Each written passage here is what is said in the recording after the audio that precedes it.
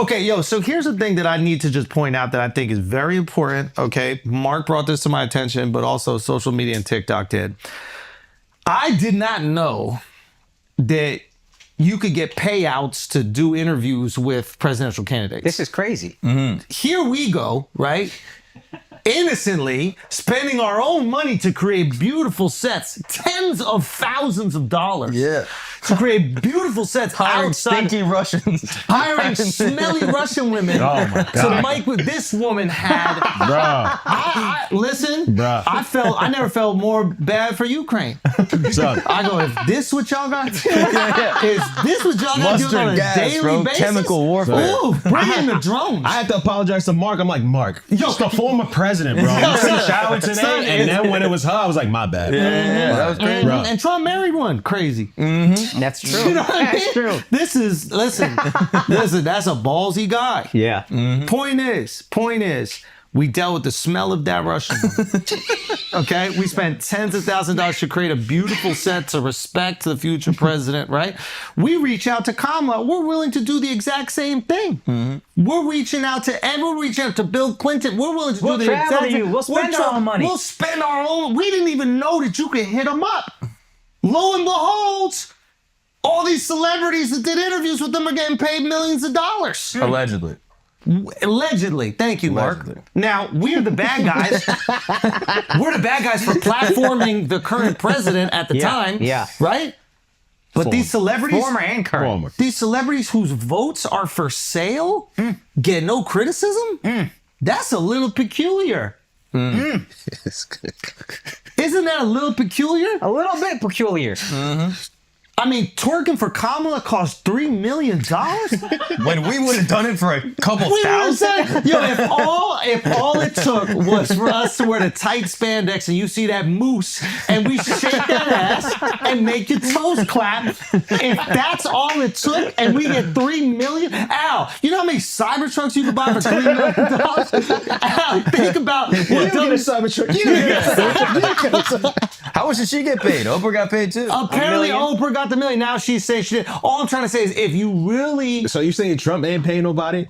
We didn't get paid. We're bad at business. Y'all didn't ask. Or maybe Mark Yo, did. can I Mark's the only one who knew. Can I give a little respect to Dove? The second that image came out with how much money they paid out all the celebs to pretend to endorse Kamala, Dove hit up our connect over at the Trump team, Alex. Okay, Alex Bruchewitz. I don't know how to pronounce his last fucking Polish ass name, but he's the real guy that's connecting to all the podcasts. I know Barron is getting a lot of credit for it right now. We never spoke to Barron. I have no fucking clue. But Alex is the one that was doing all the work to connect all the podcasts. Well done with Alex. Almost lost the election getting Tony to go up there and do a roast. So that was, and I knew that he was the one that pitched the idea because as the results were coming in and Puerto Ricans were voting for Trump, he was like, "I told you it wasn't going to be an issue." Anyway. He goes, he immediately texts the group and he goes, "Hey, I just want to let you know, we didn't know that we could hit y'all up for money for this and for production costs, right?" And he goes, "And we looked at the numbers. You guys raised $384 billion. You only spent $351. So it looks like you got a little bit of extra. I love that. Time to throw it back to the boys." I love that. Yeah. Or just when he runs for his third term, we just get it then.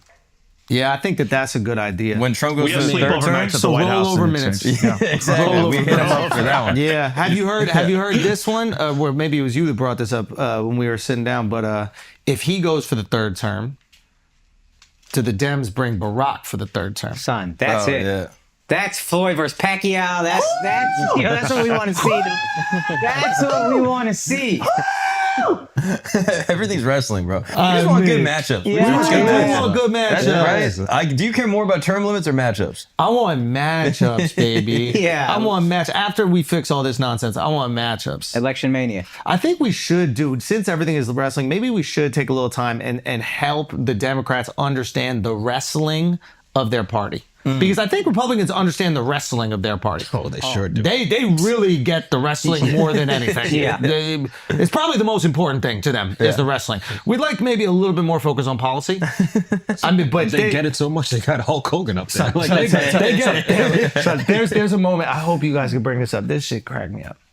RFK is on. Shout out to RFK. He's a real one, bro. This motherfucker is like you know, he's like Mariah the Scientist to Donald Trump.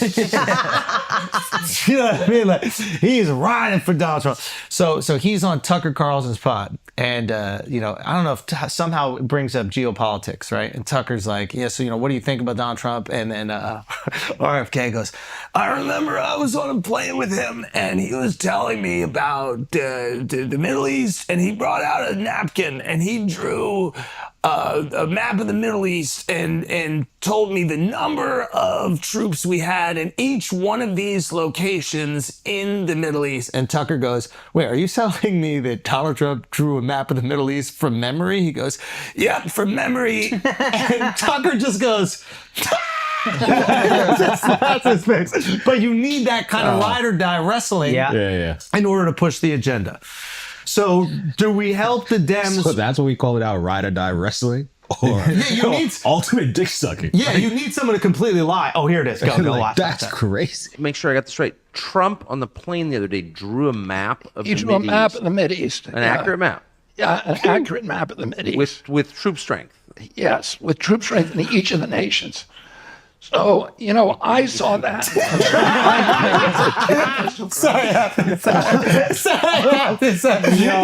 Even Tucker, who is the mouthpiece for the the editor could have kept that shit out, but he's like, nah, this is too crazy. RFK out here trying to unvaccinate us, saying shit like that. That is Oh my God. Anyway, okay, so The wrestling for Democrats. What do they need to do? okay, what is most important? Because I think the goal for most sane Americans is we have two options for president every single election, and they're both awesome. Yeah. And it's really tricky which one we have to go for. Yeah. And you know, that's how you know that we're in a pretty good situation. Right. Right? I think the that's ideal. That's the dream. We're not so tribal that we're just like, oh, fuck Democrats or oh, fuck Republicans. We would like two people who are really speaking to the things that are bothering us, and they're going to go satisfy those things. Fair enough? Yeah. How do we do that? Obviously, the election showed that Democrats are a little bit off from what the majority of people want. Yeah. Now, their policies might actually satisfy what those people want. They might have good policies for working class people. They might have good policies for labor. They might have good policies for, they might even have good policies for the border. I don't even fucking know what their border thing is. I thought that their messaging was horrible. But their messaging has, one, been horrible. And two, the perception of them is atrocious. This is where we get into the wrestling. Yeah. So let's just have a very honest discussion. What is the perception of the Democratic Party right now? Identity politics. Leftists have taken over. They don't care about any working everyday American. They only care about these kind of fringe groups. That's the perception. Would you guys say that that's part of it? Yeah, that's definitely part of it. I also think they're not addressing the things people care about the most, and not trying to separate that just threw me the fuck off. Yeah, like what's that thing right there? What's that thing How do you that's keep on the talking screen? with that? But Why is she needing a scarf? Look at that neck. That's warm. I think they were great as the bad guy in Monsters Inc. I thought they were awesome. Okay. Yeah, but Secretary of Health. That's the Secretary of Health. Wow. Yeah. the problem, they didn't separate. Well, Kamala didn't separate herself from Biden's 4 years, and I think with now a break, they'll have a fresh start over next time. Just next what's the go-around. perception? Yeah, let's just go off of perception. Not what they are, Yeah. not what the policies are, because unfortunately in politics and in life, like for example, and I said this when we were having the meeting the other day, like there are people who know nothing about us. They see Donald Trump on our pod and they're like, oh, they're a right-wing podcast, right?